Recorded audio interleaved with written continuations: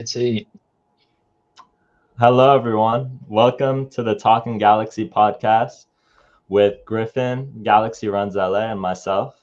This is the first episode, and we're just going to be going over some introductions, preseason matches, and roster changes for the Galaxy and what to expect for the 2025 campaign. And for myself, I am Peyton, aka Galaxy Buzz, on Instagram. Shameless plug. And yeah, the next host I'd like to introduce is Galaxy Runs LA. yeah. Yeah, So thanks, I'm Pete. Galaxy runs LA. I've been covering this team for over a year now. I've been to plenty of games. Been a fan since maybe like 2010 or something like that. So a long time for my whole life. And yeah, So I'm Griffin. I used to work on Daily LA Galaxy, which is now converted into the Talking Galaxy Instagram page, which all you should be following, by the way. Another shameless plug. Yeah. But, I'm another just lifelong Galaxy fan. Love covering the team, talking about the team. And yeah, I'm excited to start this new venture into the podcasting world with my friends right here. There will be more hosts coming on time to time. There might be someone else popping in later who you'll meet a little bit later. Um, and it'll kind of be a rotating cast, different weeks. Which most of the hosts coming from a Galaxy content creator background.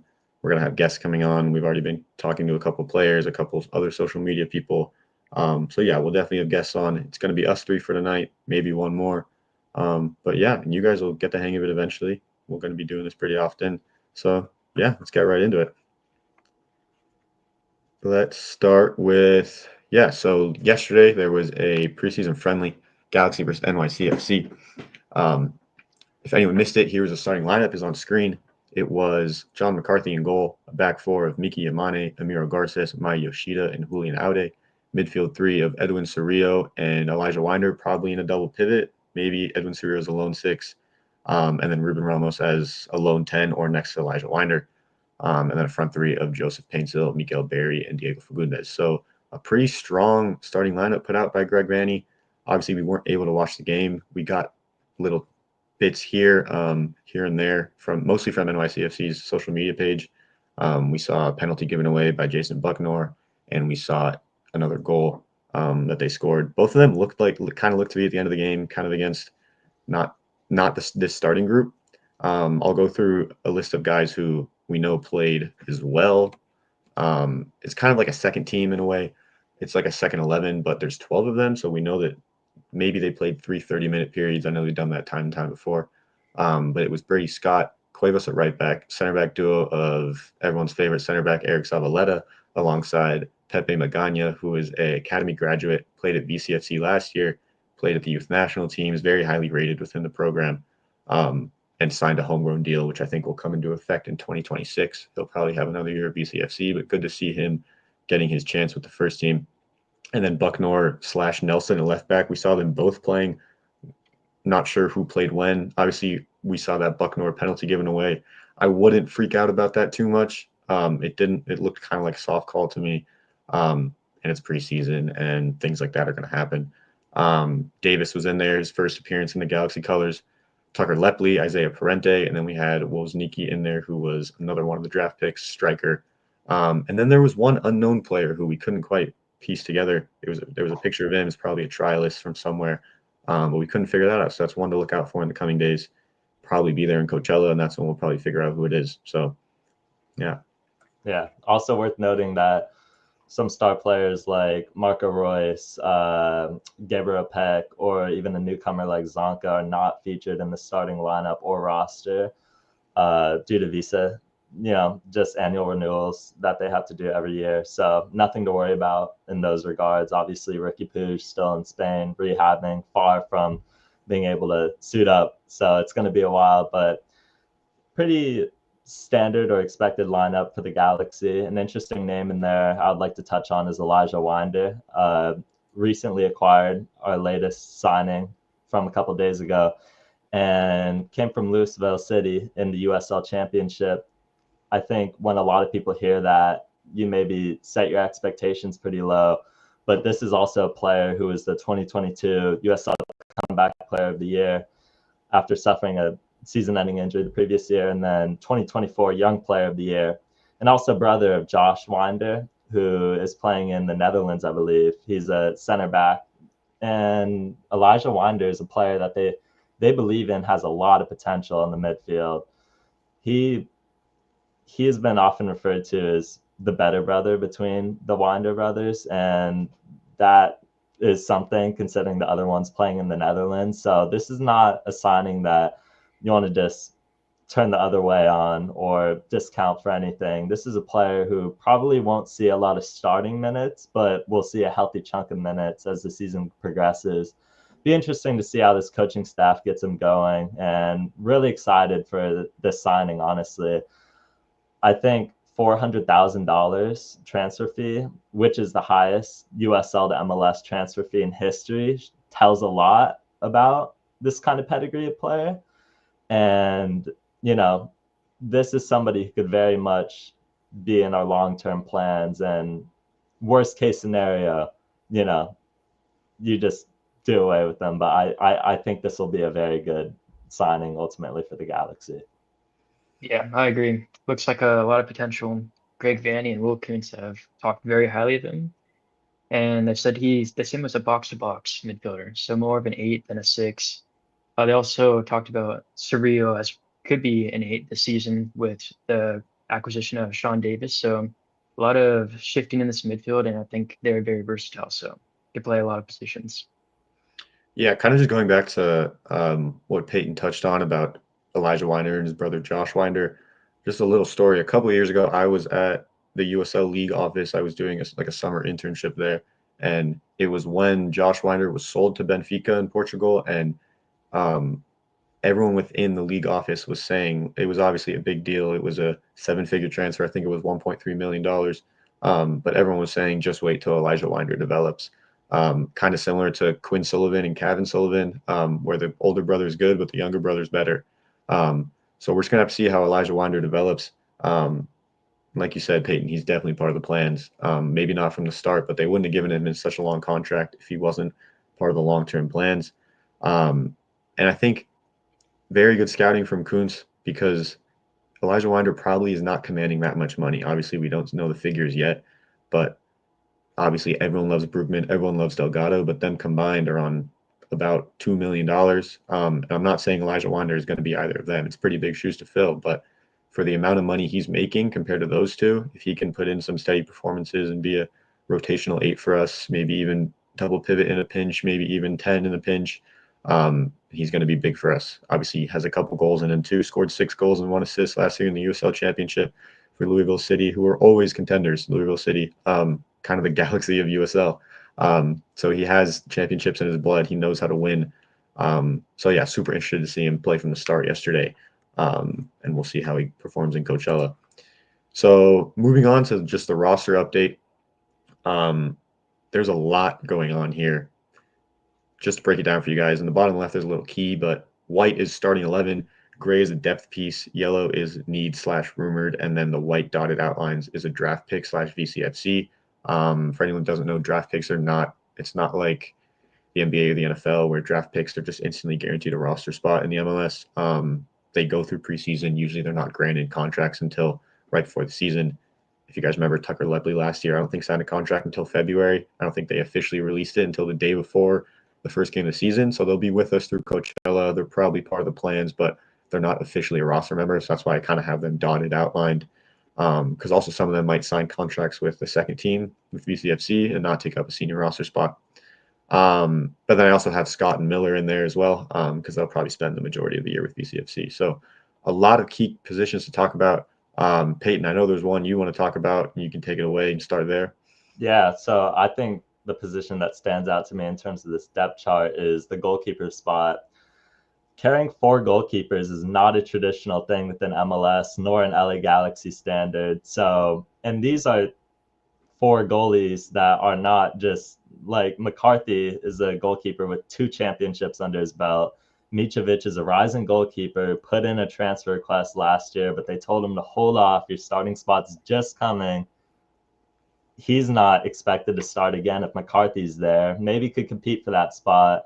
And then JT Marcinkowski coming from, San Jose, dare I say their name, but commanded $400,000 last year for San Jose. And obviously he's had a lot of injury issues in his past. So taking a quite hefty pay cut. I would expect for JT to rehab and come in. Probably is the third choice goalkeeper, but then you got the re-sign Brady Scott, who's a Ventura County regular. You know, if you follow Ventura County at all, you know Brady Scott and his penalty heroics. You know, quite the goalkeeper for Ventura County. But carrying 4 goalkeepers, could you see a potential move of John McCarthy? What does his value look like within MLS is a very interesting question, especially when you consider the new interleague transfer fee mechanism. For the first time in MLS, you can now pay transfer fees between teams for players. Is John McCarthy perhaps the first player we might see subject to that? Is his value more in transfer fee than it might be allocation money for the Galaxy? Definitely could be. And then Novak Mitrovic, I'm sure, doesn't want to sit on the bench. This is going on his 3rd season, I believe, for the LA Galaxy after he signed in loan. I don't think Novak Mitrovic sits on the bench much longer, but it's been confirmed per source that Novak will stay with the LA Galaxy this season. So what does that goalkeeper competition look like? I actually believe Galaxy Runs LA has a good quote from Greg Vanney on that.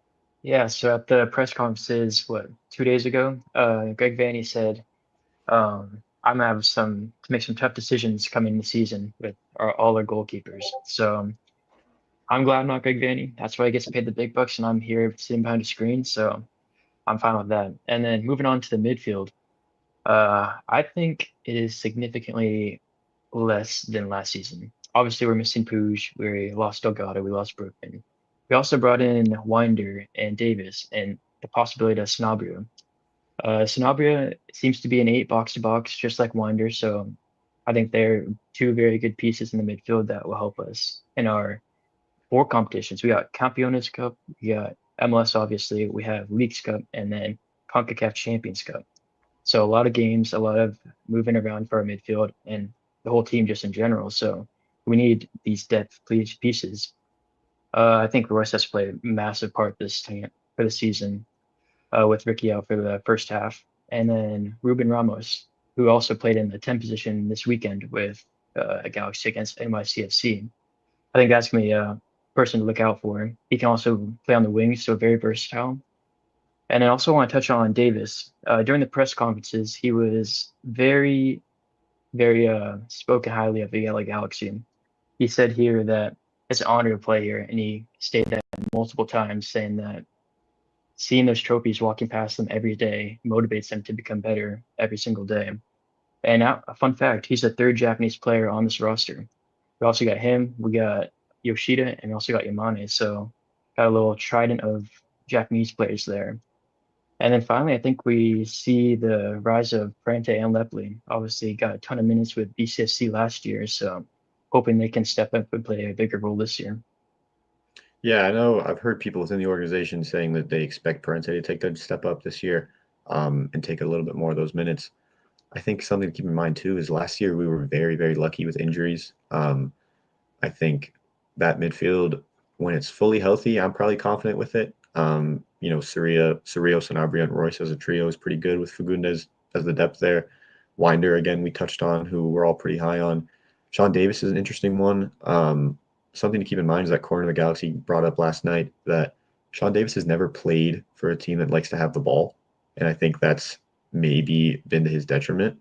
So I think that it'll be interesting to see him in a system where it's ball focused and he doesn't have to run and press and defend, and maybe we'll be able to see better sides out of him. He's on $800,000 a year. People kind of freak out at that. I would not be surprised if Nashville's paying at least 50% of that, maybe even more.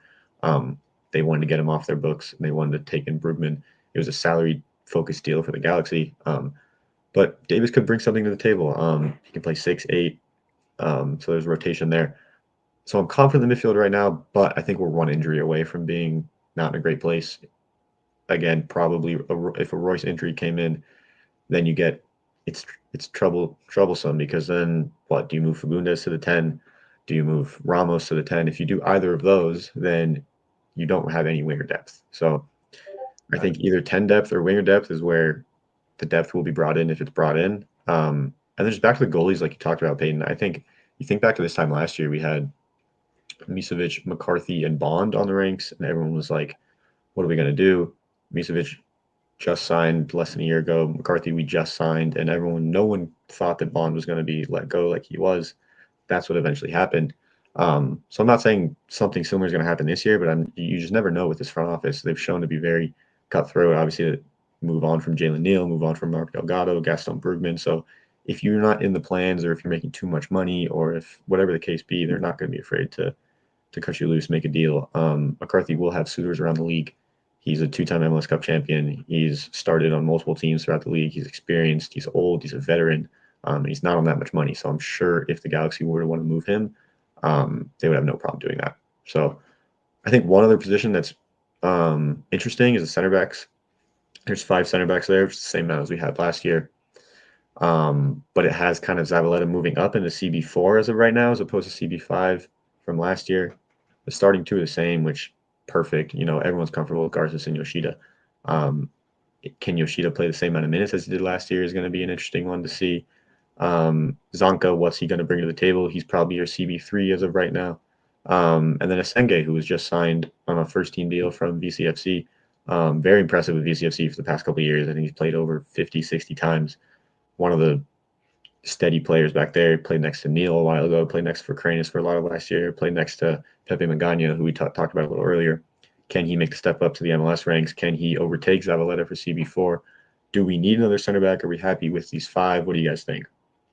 Yeah, I think we're still lacking that Jalen Neal replacement, if I'm being honest. Seeing Zavaleta as the CB4, not to bag on him, because I actually think he's a bit overhated compared to the amount of salary he gets, but that worries me a little when you're playing as many competitions as the Galaxy are.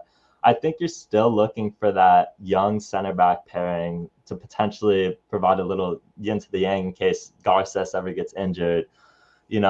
I remember we were rumored to Ecuadorian center back Diego Bajoy, I believe that's how you pronounce it, but nothing on that rumors came up since, so I'm assuming that's dead. But you're still probably looking at somebody who's younger, a bit on the younger side, but doesn't take up much salary. You got to remember we're in a salary cap crisis right now, and I'm really excited to see Zonka. Honestly, I think the Anderlecht fans being very happy and not being too disappointed to lose him was a bit worrying at first, but I think he's going to be like the Cáceres of this team. I don't think he's going to be making too much money. I mean, he can't. We don't have money to dish out right now.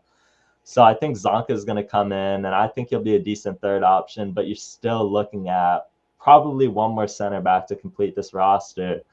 But I think Asenge is a guy who maybe comes into preseason training camp a bit, unknown, maybe like Jalen Neal was a few years ago, and maybe he rises up the depth charts. I believe that's a player they see a lot of potential in as well. But just to shore things up with how many competitions you're playing in, you saw Zavaleta start a few games at the beginning of the season last year. I don't think you could afford that again with playing in CONCACAF and MLS play, and then eventually Leagues Cup.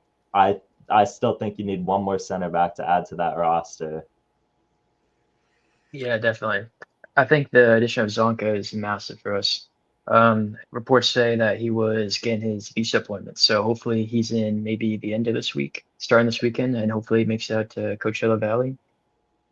He's a captain at multiple teams.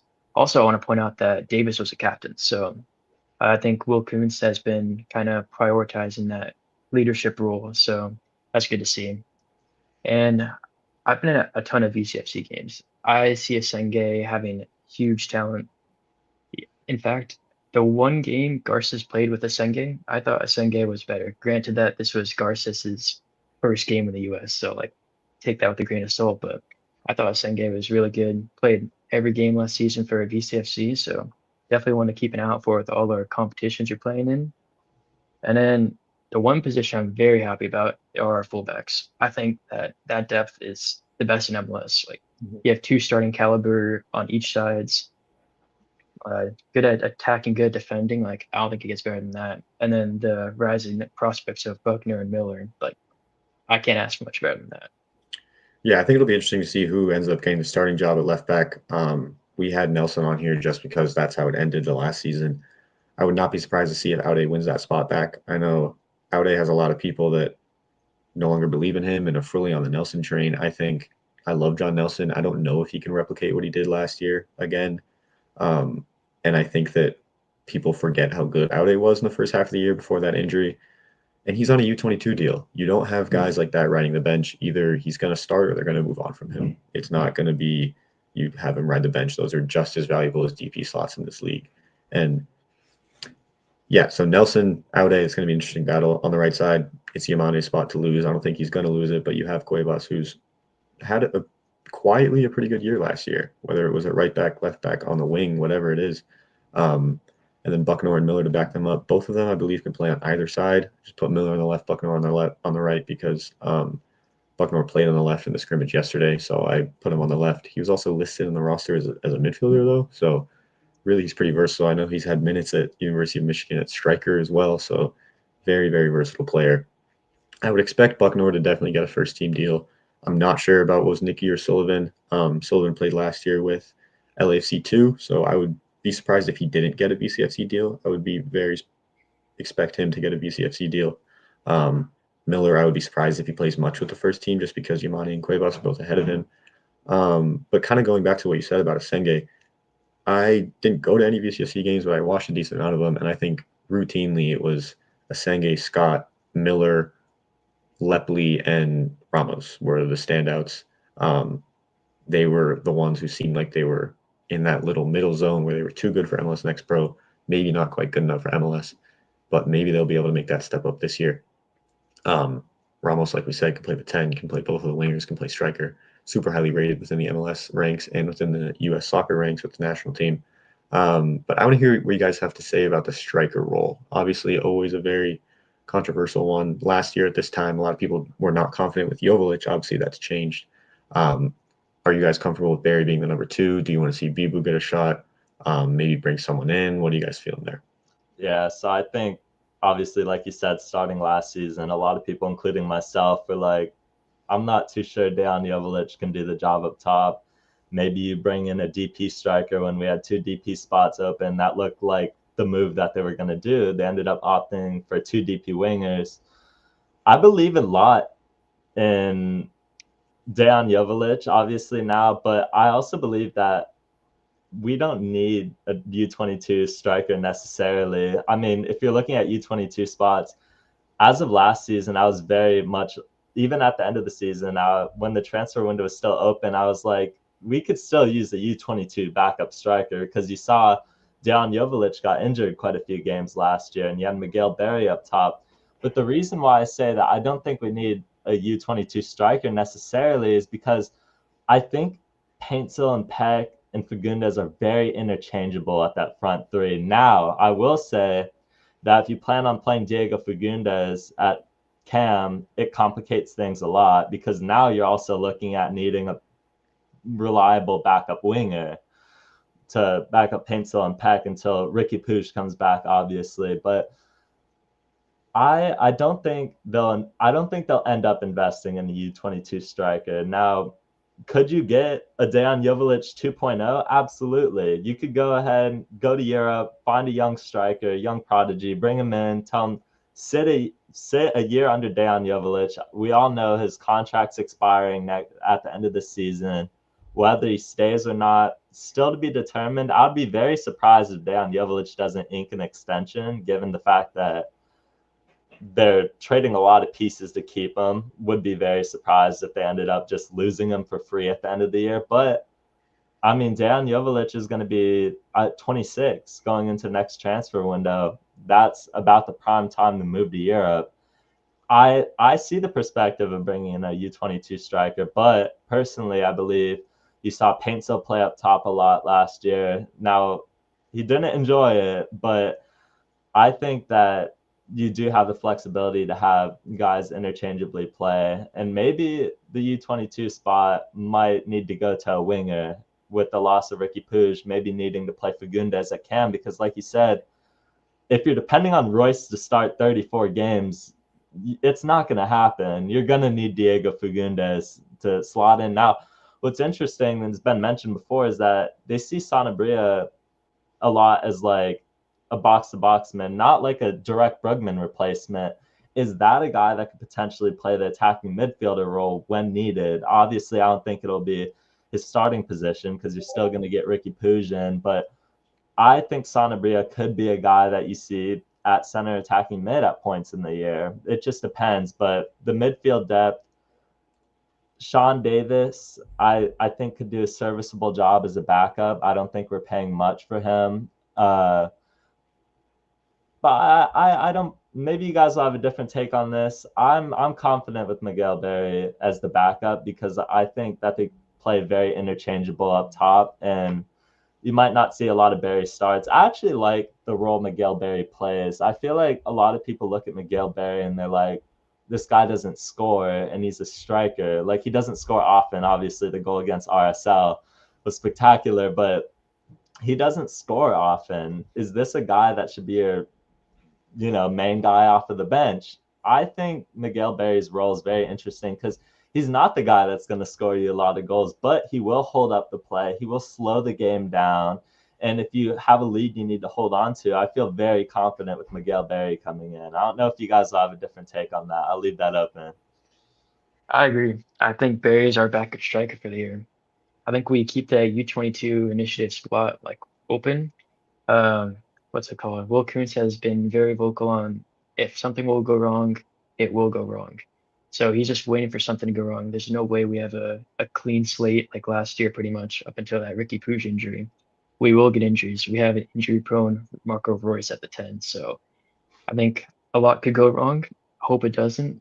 And I hope we keep that U22 initiative slot open. So if something does go wrong, we have that like we can move around from that and use that as a little slot in piece for different positions. Yeah. If Royce does get injured, if we do need a winger. So we have a ton of versatility along that front four, I feel like, and in midfield. So I feel like that U22 slot is going to be massive for us for in the summer. I do believe we'll use it in the summer. Could we see Jovic move in the summer? World Cup coming up pretty soon. Wants to move to Europe, make a point for the Serbian national team. That could be a point that Jovic wants to prove. Can you do it in Europe? Can you not just do an MLS? So I'd keep an eye out for that.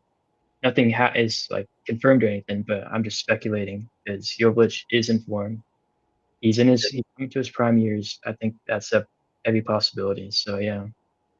I think Miguel Berry too. I think Miguel Berry works on a good team, like kind of like what Peyton mentioned. On a bad team, he doesn't work as well because you need goals. You need a guy coming off the bench to win you games, things like that. Miguel Berry came into a lot of games this year when the Galaxy were already up. His job was, yeah, if you can score, score. But a lot of it is hold up the play, waste some time, tire out these defenders, make them play long, don't let them play out of the back and build through us. He's works on a good team. So I think the system which it is right now, obviously his numbers aren't what we want them to be, but it works very well. And then I also think that it's kind of a domino effect with this team where we need another body in the midfield, also on the wings, also up top, but not all three of them. I think we need one body and it kind of shifts everything around when you look at it. Like if you get a striker, then Fagundes, Painsil, Ramos, none of them have to play striker, which makes your depth stronger at the wings, which then allows Fagundes to play at the 10, which makes your depth stronger at the 10, and so on and so forth. Lepli can maybe play center mid a little more. But then the same thing in the other way around, where if you get a center mid, then Sanabria can push up forward. Fagundes doesn't have to play out wide. He can be a depth piece at striker.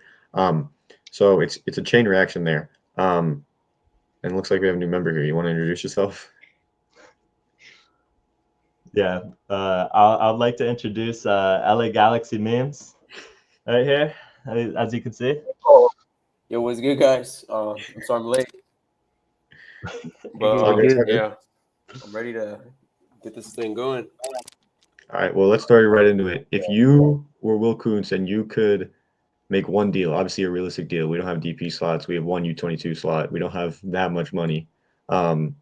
Maybe it doesn't have to be an exact player, but just a position. What would you do if you were Will Kuntz for one day? I think definitely I want to straighten up the wingers. I think that we do need someone, that's familiar with the league because I think, just in case someone does get injured along the way, we are playing a lot of games this season. I think like we need definitely more winger depth because these guys are a little bit unproven. I'm talking about like the guys we drafted and also the academy players. I want someone that has experience around the league or has some sort of experience in big games, so we can have just in case ready in case an injury happens or something unexpected happens. We need to have that winger depth, and I don't think that we have that currently. We have Perez out on loan, and I don't know if we can recall him, but I think definitely more winger depth would be, I think, a must for this team. To be honest with you guys. Yeah, I think winger's a big one. I actually have a. Yeah. You go. No, you go. All right, so yeah, we're rumored for a winger called João Grimaldo. Mhm. I've spoken to some sources, and he was supposedly rumored to LA Galaxy and San Diego FC, but I can confirm that LA Galaxy is not interested in him. Could have been at the very start, but nothing has progressed, and LA Galaxy is not interested in him. So just Yeah. something to point out. From what I've seen, I'm not gonna pretend like I've seen him play, but from what I've seen numbers wise, it seems like we kind of dodged a bullet on that one. He doesn't seem like he's fully found his feet, fully knows. He hasn't impressed too much where he's been playing. Who knows? He could be good. I've never seen him play, like I said, but doesn't seem like the type of guy that the Galaxy would be investing money in. I think so. Yeah, I think the U22 spot, I think in the summer definitely makes more sense. Right now, it seems like it's not the type of thing Kuntz would do, kind of like a Royce deal in the summer, late summer. Does anyone have anything else to say about the depth chart before I move on, or are we good? I just I wanted to open this point for the chat. If you guys have anything that you want to say or any questions that we could talk about, I just wanted to give the chat a chance to be able to contribute, and we'll have them answer questions. You could direct them at anyone you want. If you want a certain person to answer a question, or we could just go around, but wanted to give everyone an opportunity to share any questions they might have had or any thoughts. Ryan Raposo to the Galaxy, yes or no, from Vato. Okay. Anyone want to take this first? I can take I it. don't think. I think that Ryan Raposo is a great player within MLS. I think he provides value because he can play at both fullback positions. He can play wingback, maybe even the winger in a pinch. But I think it doesn't make sense for us because, like we touched on, our fullback group is so strong. I don't see where he kind of fits in there. With Nelson Aude, Yamane Cuevas, all four of those, I would back to be better than Ryan Raposo. I think he definitely is a very quality MLS player. If he was a little bit more attacking and we could put him on the wing, I would be all in for it. But I think it would kind of be a good player that's not really helping us in the way that we need help, in the positions we need help. But yeah, what do you have? Galaxy Renzella, you want to go? It's a no for me as well. Just want to put my input on that. I don't think he benefits this group. I think we need a better quality winger playing in for competitions. I don't think he is our guy, unfortunately. Yeah. Okay. Peyton, there's one for you in the chat. It's directed at you. Who is going to be the leading scorer this year?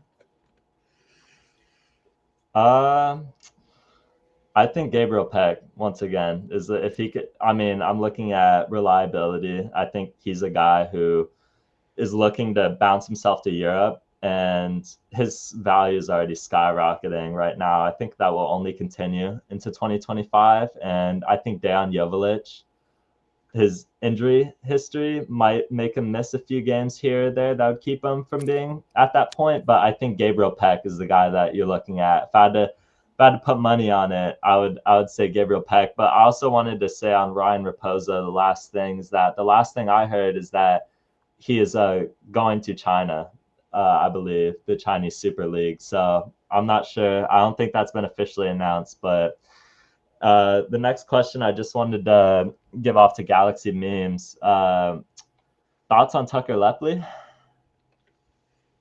Well, I personally am a fan of Tucker Lepley. I think that one game, I'm pretty sure it was against Colorado where he started. I think he did really good. I really wish we would have played him more in the second half. I did. If I'm not wrong, he got off in this first half right at the break. Yeah. But I was impressed by him, and I really think that he could be a player that we can keep for more seasons. He definitely has potential. He definitely runs the midfield pretty good. You know, he's hard in there, and I think he definitely belongs. I think you know, he can get some minutes. I think he's disconnecting here. Also, my mic He's is like lagging. cutting out. So Yeah, Okay. I'll take it on Lepley. I'm a Yeah. pretty big Lepley fan. I think I watched him a lot back at UCLA when he was at UCLA.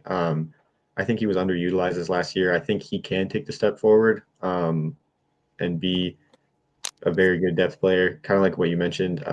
He was very good in that first half when he got that start and was taken off at halftime, which a lot of people were a little confused about because he was pretty good and he didn't deserve to be taken out in a lot of people's opinion. But I think Lepley's a baller, and I think he has a future in MLS, whether it's at the Galaxy or not. I think he's going to be a good piece for us this year. Okay, follow-up question. Do you think Tucker Lepley can become a starter this year from Freaky Matt? I don't think he can just because of his competition. I think he's good enough to be a starter in MLS, but I think maybe not for us because if he plays deeper, he's not beating out Cerrillo or Sanabria from what we've seen from Sanabria. And if he's playing at the 10, he's not beating out Royce or Fagundes. I think his best chance to starting, obviously never preying on someone's downfall, but his best chance of starting is a Royce injury because then it's just between him and Fagundes for the 10 spot. And then moving Fagundes to the 10 spot, again, leaves you pretty tight up for the wingers. There's not a lot of depth there, so I think that's his best chance of starting. But I think he definitely has the tools to be a starting MLS player. Maybe not for the Galaxy this season, but at some point, whether it's here or somewhere else in the league. Right. Yeah. Okay. And then another question: do we trade Miguel Berry? Anyone want to take this one? No, we keep him. Yeah. We need him this season. We need a backup 9. As Yeah, I saw last year, what's I don't called think Painsul can't do a job at the 9 for Yeah. like a lot of games. So I think we keep Barry. Yeah, I don't know what you would even get for Barry too. I think that he plays a super specific role for us. That's kind of undervalued for the rest of the league. I don't know if you would get all that much for him, bar maybe like a super draft pick, which wouldn't help us this year. And he's not on that much money. You wouldn't be freeing up that much space. So it doesn't seem like a worthwhile trade, in my opinion. So. Okay. And then I can take this one. From Sean Jr., do you think Ade goes to River Plate? I actually have an inside source on this that says there's been no direct contact between River Plate and Julian Ade. So any interest that you see online or any rumors, I think is very preliminary. However, once again, U22 player with a bright future, could very well be a good asset to trade when you're looking at our salary cap situation. You're able to convert those U22 players up to $3 million into general allocation money. I think that could help out the cap situation, although Ade doesn't count much against the cap as just a baseline U22 player. But I wouldn't expect Julian Ade to go. However, John Nelson's a solid backup. I think you definitely see somebody get added to the roster if you end up shipping off Ade. But according to my source, at least, a very inside source, I don't think Julian Ade is going anywhere, or at least it's not far as of now. And yeah, then, I think the key word you said there was preliminary. I think that I wouldn't be surprised if these rumors come back in the summer and maybe next winter. I don't see River Plate making a move for him now. I think if they were to do that, it would have been done already earlier in the winter. He's now gearing up. He's coming with the team to Coachella, and the season's about to start. It doesn't seem like the right time for that move to happen. I think if Nelson keeps his spot and Aude is continuing to be on the bench 100%, I could see him being unhappy and wanting to move. But I rate Aude pretty highly, and I think he will win that spot back. And then I think the next move for him is to Europe, not back to South America. So I think preliminary is the key one there. I would not be surprised if they come back in a couple months. I got one for Galaxy Runs LA. I want to touch on Aude real quick. Okay, go ahead. Yeah. Remember at the start of the season, this guy was gaining interest from Italy, the Italian Federation of Switching Nations. That's saying something. Wasn't getting called up to Argentinian national team, getting called up to the Italian national team. Very strong. Obviously not as good as they were in like the 2020 Euros, but still very prestigious. So this guy has a lot of upside. I think they rate him highly. Obviously, he's on a U22 deal, so I think he steps it up this season, earns his spot back. Okay. Yeah, I agree. Do you think John McCarthy gets sold? Galaxy runs LA? I think it's a possibility. I think we have to see how Coachella goes. Like last season, Bond went to Coachella and ended up getting sold. So these four keepers aren't like confirmed for the season. You never know what's going to happen. So I say keep an eye on them on Coachella, see who's starting, see who's getting the most minutes, and we'll see from there. Okay. Yeah, I think it'll be pretty interesting to see kind of lineups in Coachella. Last year, it was pretty obvious when it was a starting group, and I remember there was a game when it was like completely like half academy, half role players starting. Um, and it was very obvious who was in that first group and who was in that second group. And I think that's when we kind of saw, oh, maybe Jonathan Bond isn't really in the plans. So if something like that seems to happen, maybe we'll get a little insight into that. I don't know what happens, but I don't see us carrying four goalies this year. I don't Yeah. know. It's a tough one though because obviously we've heard they're not moving Misevic. Um, you're not going to move Marcinkowski because he just signed him and he has no value. He hasn't played a real season since 2022. Brady Scott, again, you just signed, probably doesn't have that much value within MLS. Um, and that leaves John McCarthy, which seems like from the outside looking in, seems like the one you wouldn't move. He's coming off starting in an MLS Cup run. But when you really look into it, he seems like maybe the only option to move. The other three kind of seem like you're not going to be able to move them. So it's definitely something to look out for in Coachella. Yeah, absolutely. And then another question coming in is for me, who do you think is the most nonchalant on the team? Okay. Low key Marco Royce, I feel like is pretty nonchalant. The guy just kind of goes about his business and loves LA. He's not a very talkative guy, you know. He's loved everywhere though. Like everywhere he goes, he has a huge fan base in Dortmund, but he kind of just does his business, go home and chills with his family. I think that's pretty nonchalant. But interesting question there. The next one is for Galaxy runs LA, McCarthy or Mitrovic as the starter in 2025. I am team Mitrovic. I think he gets that spot. He's got a lot to prove. If he doesn't prove it, I think McCarthy takes that back. But I think we gotta give Mitrovic his minutes. Played great against Chivas and I forget the other team, but in League Cup he was on heater. So I Yeah, think he deserves his minutes. Hope he does good in Coachella and hopefully he secures a spot for start of the season versus San Diego. absolutely. Yeah, We'll do I'm I'm I'm super on Misevic as well. Someone mentioned in the chat potentially loaning out Misevic or Brady Scott. I don't see it for Misevic. I think that if you loan him out somewhere, it gets a little dicey. I just interleague loans in MLS never seem like they work development wise. So if you're going to loan Misevic out, it would probably have to be abroad. I feel like the idea of loaning out Brady Scott maybe actually isn't the craziest thing in the world.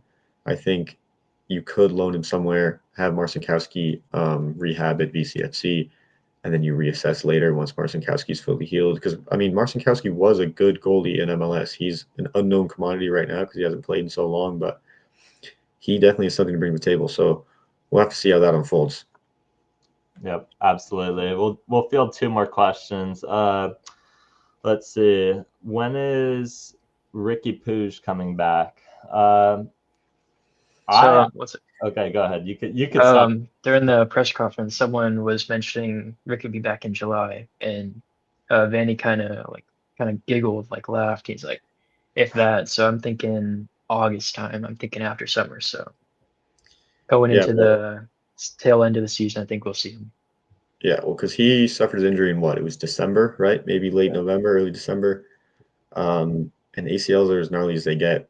Guys are out from 9 to 12 months.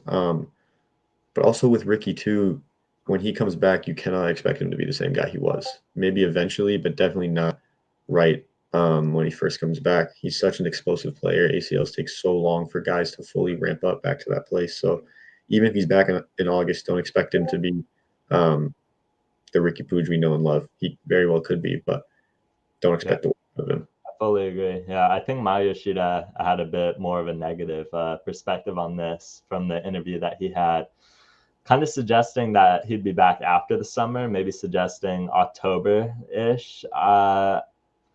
We'll see where that lands. I mean, the big part of the ACL surgery is the big part of the ACL tear is the surgery that knocks you out. Obviously, you saw him running around freaking after we won MLS Cup, prancing around Dignity Health Sports Park in the championship parade. But it's the surgery that takes you out. You see some rehab images on Instagram of him, the leg that he tore the ACL on, looking a lot like my leg, which is not a good sign.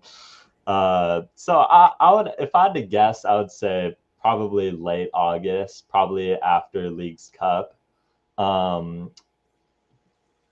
Yeah, but I'm not all too sold on that. You'll just kind of have to see how that develops. And then the last question we got here is for Galaxy Runs LA.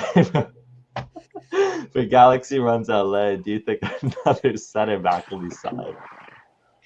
I don't think so. I think this is the five we're rocking with. If something does come up, let's say worst case scenario, Yoshida gets injured, something happens, I think we have that U22 spot open for something, but I think we stay with these five for at least the start of the season. But Yeah, I think that could be a spot we reassess at in the summer with that U22 spot, kind of just see how it's going. But yeah, I think for right now, you got to rock with that group. 6 center backs is a lot to carry if you only have been playing a formation with 2 center backs. So if you pick someone up, you probably have to move someone. So yeah, I feel like we're probably rocking with that.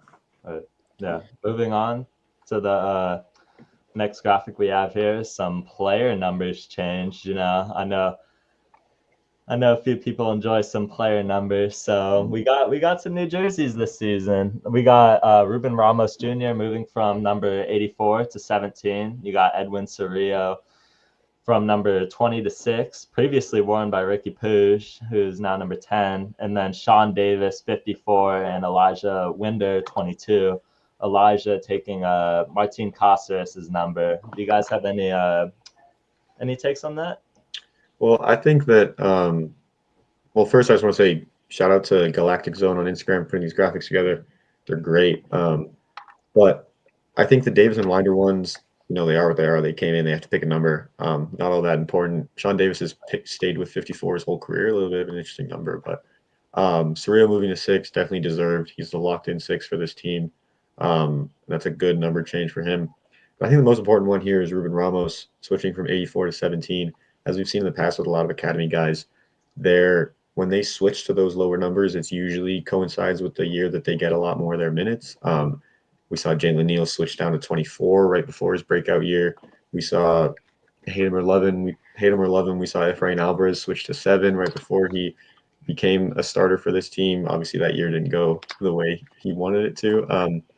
But usually when these academy guys switch to same thing with Julian Araujo going from 22 to 2 right before his biggest year. It's a vote of confidence when the front office is willing to give these academy guys these valuable squad numbers, because guys coming in from Europe, 17 is a good number. Guys are going to want that. So the fact that it's been trusted in Ruben Ramos, I think, kind of indicates that he's definitely in the plans for this year, whether it's at 10 on the wings, at striker. I think that's something that doesn't seem so important. It's just a squad number, but it's definitely important, I think. So, welcome back, Galaxy Mins. Would you like to touch on this at all? Yeah, I also agree. I enjoy the numbers. I really enjoy that Cedillo had switched to 6. Ramos to 17 as well, and then Winder has number 22. Previously, I don't even know who wore that last. But yeah, I like these number changes, so that's all I can say at this point. Yeah. And then I was listening to Lacuna Galaxy and a shout out to them. They had Will Kuntz on their pod yesterday, and they were talking about they're talking to Will Kuntz, and they asked Kuntz, who do you think out of the 4 homegrowns, or all their homegrowns that we've kind of signed over the past couple seasons, will play a big role? And he said Ruben Ramos Jr. So I think he's got a massive role to play, and he will step up. So excited to see him. Yeah, we saw last year he's definitely outgrown MLS Next Pro. He's too good for that level. So we'll see if he can make a step up to MLS. So another person that I would like to mention from the homegrowns is Pepe Magana. I really think he's going to play a decent role this season too. I feel like he is one that Galaxy fans should look out for, and I really think he has potential to be sort of like the next person up that gets the minutes and ends up going to Europe. I really think he's a promising talent, and I really think that he is going to have a breakout season next year for sure. Yeah, I mean, going back to the depth chart, he could very easily be the CB6 right here below Zonka. He's just not on here because he's not technically a senior roster player, but we've seen it with Bibu in the past. Guys from VCFC get loaned up to the first team all the time. But yeah, Pepe Magana is really highly rated within the front office and the organization. He's won some awards with Galaxy U17s at MLS Next Cup, and played a decent amount of time with VCFC next to Asenge. So yeah, definitely a very good player. Definitely very highly rated for the future. Yeah. And then just moving on to this, our second to last talking point. This was released today, the graphic on the bottom from Tom Bogert, showing the Galaxy will compete in Champions Cup, which we know, first time in 10 years for the Galaxy in the CCL or the CCC. Very good to be back there. Galaxy will be in Leagues Cup, which hate it or love it, it's here to stay. And the Galaxy will not be competing in Open Cup, which is the big one for the second year in a row. Galaxy will not be in Open Cup, and VCFC announced today that they will be competing in Open Cup. So thoughts on this, guys? I think that it's good for us. It's a blessing in disguise not having to play in another tournament with Leagues Cup. We're already playing in the four that I stated earlier. We got Champions Cup, we got Leagues Cup, we got Campeones Cup, and MLS. A lot of games. That's why I need that depth. And adding Open Cup, that would just be terrible for us. I think we got some injury-prone players, so that could have been terrible for us. But I think we dodged a bullet with this one. Yeah. Yeah, agree. there you go.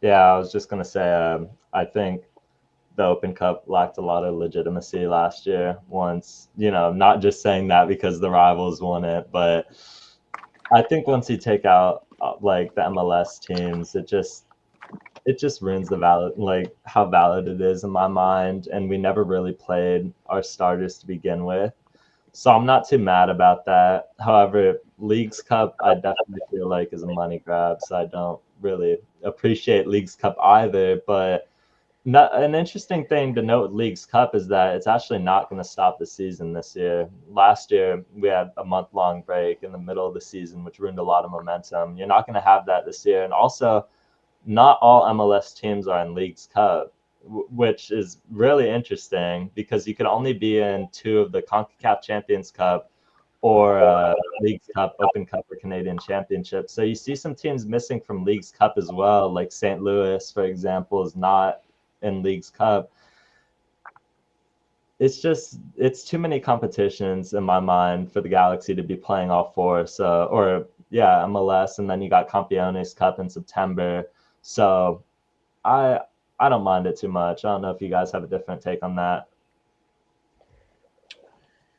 Yeah, I think it's just like you said, it's too much. I think you don't need Leagues Cup and Open Cup. I think in every league in the world, you have every single team playing in your cup. It's weird that it's half the teams. It delegitimizes the tournament. Same thing with Leagues Cup, though. Now that it's only half the teams as well, it's very different, and it's kind of an asterisk next to any win there. So I obviously would love a world where the Galaxy compete in all of them, but that just isn't realistic. So it's a blessing and a curse. We don't get to compete in Open Cup, but we're in Champions Cup for the first time in 10 years. So I guess we'll take it. So, all right. And then moving on to our just last little piece of news today. Tom Bogert announced that the Red Bulls signed free agent left back Raheem Edwards. Just a little former G watch. He moved on to the Red Bulls. He played 1 year with Montreal last year. Before moving on to the Red Bulls now. Obviously, the Red Bulls team played in the MLS Cup final, but Raheem Edwards, a polarizing character. A lot of guys loved him in LA. A lot of guys hated him.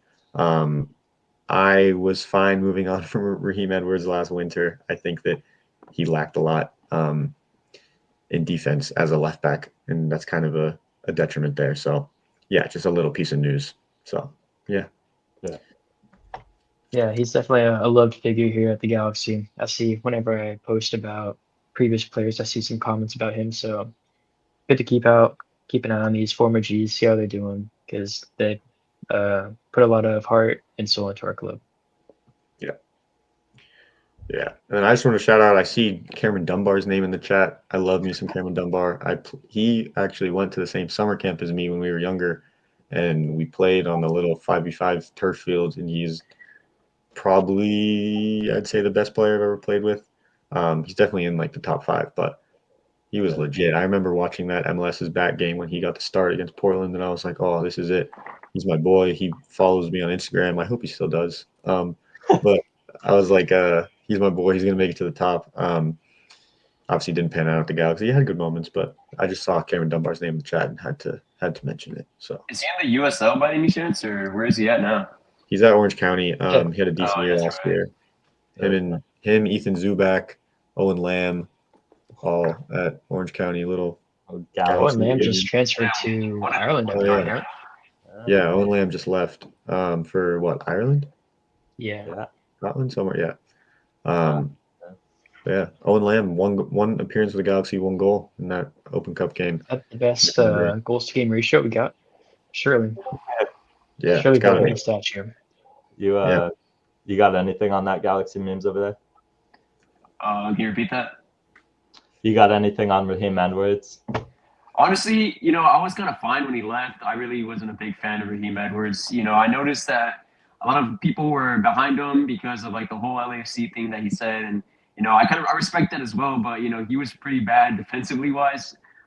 He definitely was a left back that liked to go up, and he did have some good moments when he went up. But he definitely left the gap. Tracking back and led to us getting scored on a lot. And I feel like with the left backs that we have now, it's definitely like a big upgrade, especially with Alvin and Nelson. They're really strong going both ways, defensive and attacking wise. So I think he was all right here in LA, but I think with the left backs, it's definitely a big improvement, and you just gotta wish them the best at this point in New York. Yeah, absolutely. Raheem Edwards, I liked Raheem Edwards. He was a good personality. I felt like as a player, I mean, you could say that he maybe lacked discipline when it came to going forward, but I think the Red Bulls is a good spot for him with that high pressing style. The classic Red Bulls high press. I think he'll end up being a decent player for them. I know John Tolkien just left, so probably expected to start over there. The last thing is just want to field any chat questions, any last chat questions that we have. So yeah, just shoot some questions over and we'll talk about it. Yeah, there's your chance. Let's see what we got. Get Eli Lesser episode 2. Eli's gonna come on at some point. I was talking to him today, but he'll be on eventually. Dude, the chop, it's crazy. Yeah. Royce starter or super sub? I think when Royce is healthy, he's gonna start. But I think the key is if he's healthy. So, I think he starts game 1 for San Diego. Yeah, I Yeah, think he cool starts too. game 1 too. Yeah.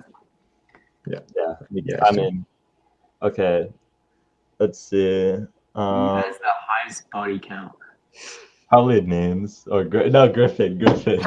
Griffin, 100%. Griffin, blink twice if you need help. Let's see. End of season prediction. All right, that's a good question to end off on. Let's everyone give a place in the table, and if we win any trophies, how we do in the playoffs. I'll start. I'm gonna go fourth in the West. I think we're gonna take a little step back just because no Ricky in the regular season. Still fourth, home playoff game, and then Ricky will be back for the playoffs and we'll be fine. I think I'm not gonna say we repeat. I think you can never predict us repeating. I don't know how we're gonna do. We're gonna make, I would say, conference final probably. I don't think we're gonna win CCL. I think we'd have a really good shot if Ricky was healthy. I think we could do some damage in Leagues Cup. I think we'll probably win Campeones Cup. That'll be a close one though, because that'll be always tough against Liga MX. But yeah, I'm going the main one, fourth in the West. I think a step back mainly because of Ricky. Okay. Do you think we win any trophies? Let's go one by one. But do you think? Oh, you said Campeones Cup, but do you think we win anything outside of that? I don't think so. Okay. Yeah. Okay. Well, on that note, I think we end up fourth in the West as well. I think we take a little step back this season. I think obviously without Ricky Puig, it's a lot more difficult. You look at that lineup though, it's not bad. Like this isn't like a team that's going to miss the playoffs unless you hit a lot of injuries, and that's the question mark: is how healthy can this team stay this season? we'll see. Obviously, like you said, you got Marco Royce starting at attacking midfielder. How reliable is he? If he goes down, then you have to move Diego Fagundes in at cam, and that complicates things a lot because then you don't have any winger depth. And then if Joseph Paintsil, you could go down the slippery slope of what could happen to our depth chart that would really decimate it. But I think we'll be a bit more inconsistent this season. Obviously, that crazy home streak that we have right now, do not expect that to stay. Like I don't think we'll be as good as last year or as consistent, especially at home, but I think we'll end up getting a home playoff game, and more than anything, I think the momentum at the end of the season will be a lot better. But in terms of repeating MLS Cup, no.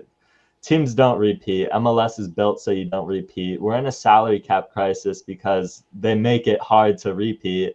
Like, if it was an ideal world, we'd have the same roster. Well, we'd have most of the same guys back, same crucial players, but you have to part with guys like Mark Delgado because it's so hard to hold on to players. So I think we take a step back.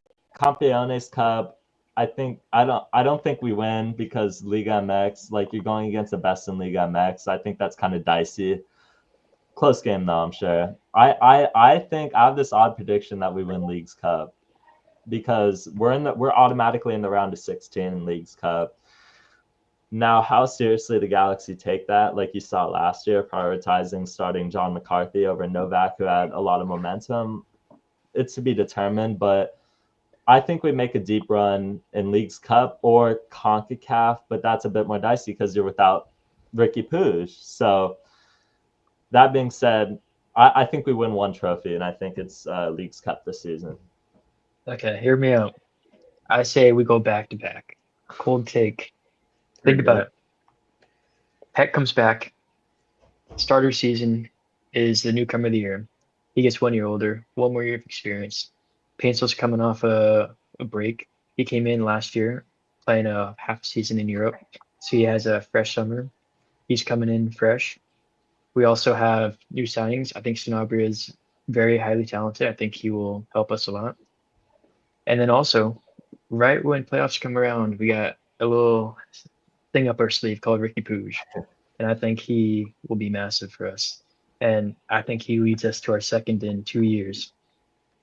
This could be a bold take, but come back to this around December time, and you'll see Galaxy runs away. We'll Said clip we will this. go back to back. Yeah, clip We'll, this. we'll clip we'll clip all these. This will be an edit back on to December December. 7th, 2026. See how far we came. Galaxy memes. Any predictions? Well, for the regular season, I say we finished third. Unfortunately, I don't think I see us going back to back. I think we get out in the conference final. For the trophies, so I do see us winning the Campeones Cup. For the CONCACAF Champions League, I don't see us winning that. I see us probably getting out in the round of 16. And First round? Yeah.